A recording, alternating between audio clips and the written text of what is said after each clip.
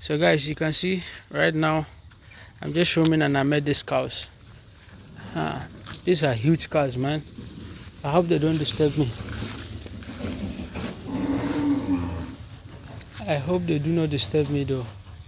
Very huge investments. You see a brown cow. Some people have never seen a brown cow before. This is a black and white cow. You can see this one. This is another brown cow. People are investing in livestock. Oh, these are females. You can see these are females. See the bundi.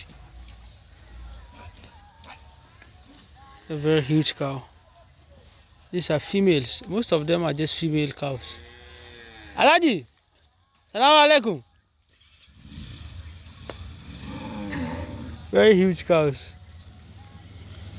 Most of them are females. They are all female. I'm sure very few among the cities is also another female. So people are really going into livestock farming. This is somewhere in Accra, Dodua. You understand? So for those of you who want to go into livestock farming and you are always doubting yourself, you are doubting your capability to be able to, flourish, you can. See, this is another huge cow. Very huge. It's a female one. So you can see it's probably pregnant.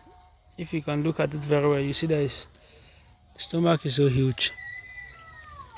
So as I told you, going into livestock farming is not a big deal. Because livestock farming actually, especially the cattle farming, that one is the easiest form of livestock farm because though you might suffer mortality of your livestock, but it's not frustrating as in goat and sheep farming. As for goat and sheep farming, the mortality is very high.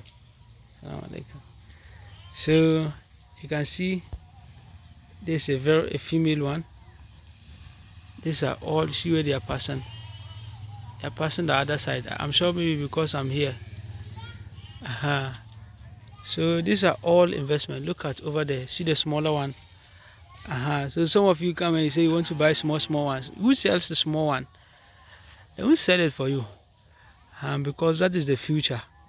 That is the person's profit on investment. So one advantage of going into cattle farming is that you don't really see a lot of mortality. They don't really suffer mortality like that.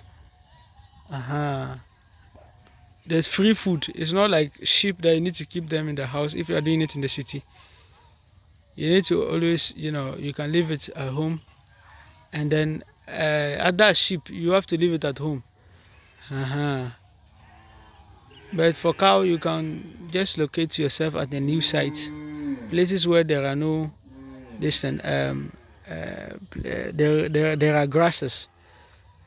So there's always free food if you are doing cattle farming. Just locate yourself at a place that they could get free food when they walk around. So this is around Dodo Fulani area.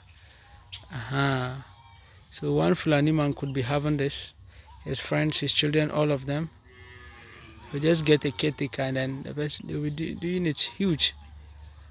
So during Salah time, you see then they are counting big money. You and I, we are interested in the money, but we are not interested in the work. So you see, they are able to pass through the water. You see, this place is all waterlogged. You see the water. So they are able to pass through the water, and they are gone. So this brown one is suffering. He's limping. It needs special treatment. So cattle farming is the easiest. People sometimes ask me which one should they go into. If you don't want headache, you don't want to suffer, you don't want to be paying a lot of bills, cattle farming is the easiest. Cattle farming is very easy for everyone to start today. You don't need so much expertise to go into cattle farming, because you just have to be very observant.